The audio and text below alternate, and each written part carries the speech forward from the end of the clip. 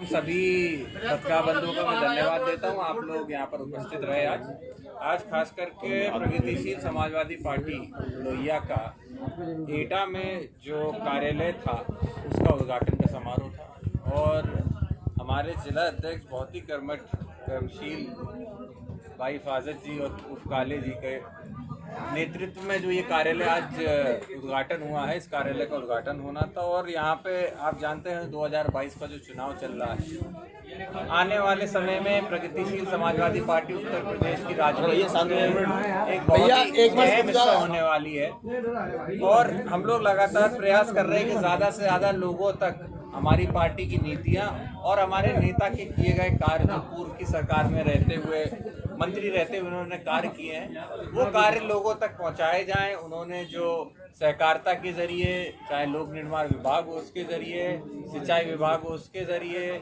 और विभिन्न कई विभाग थे, आप सब लोग इससे बड़ी बात जानते हैं, उन सब के द्वारा जो भी प्रदेश के अंदर कार्य कराए गए थे उनके बारे में हम लोग बता रहे हैं और पार्टी से लोगों को जोड़ने का काम कर रहे हैं, जिससे हम ये मानते हैं कि 2022 में प्रगतिशील समाजवादी पार्टी उत्तर प्रदेश में सरकार बनाने जाएगी।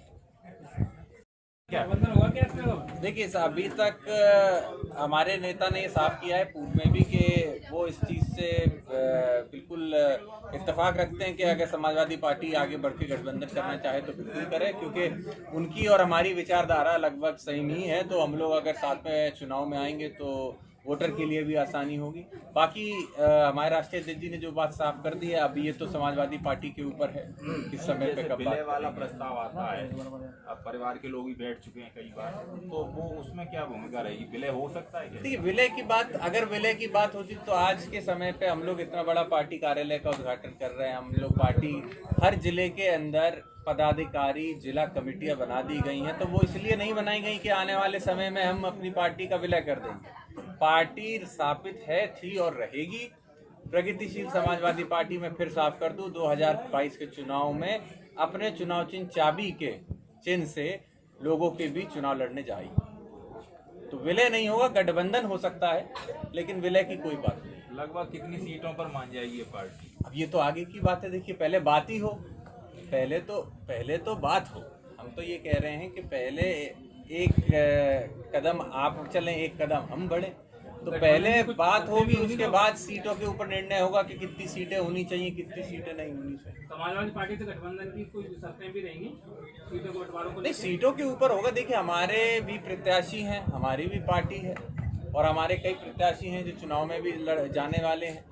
तो मैं ये मानता हूं कि निश्चित ही सीटें और कौन सी सीटें होंगी इसका निर्णय तो हमारे राष्ट्रीय अध्यक्ष जी करेंगे और अन्य पार्टियां जो होंगी उनके साथ बैठ के होगा, लेकिन निश्चित ही कुछ ना कुछ बीच का रास्ता जरूर निकाला जाएगा। कुछ समाजवादी पार्टी के नेता दौरे पर जाते हैं तो वो इस तरह की बात कहते हैं कि आप लोगों के पार्टी से बीजेपी को फायदा होगा।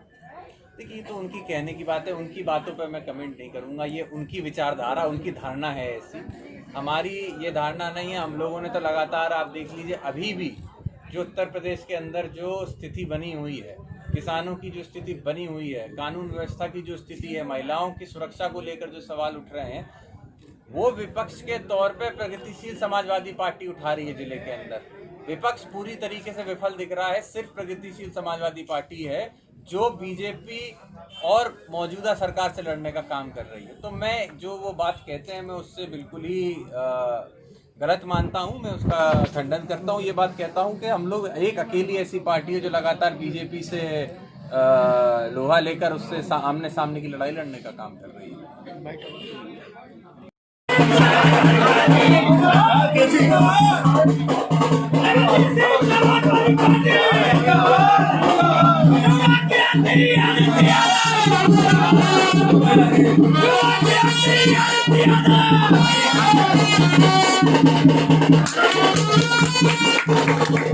Yeah.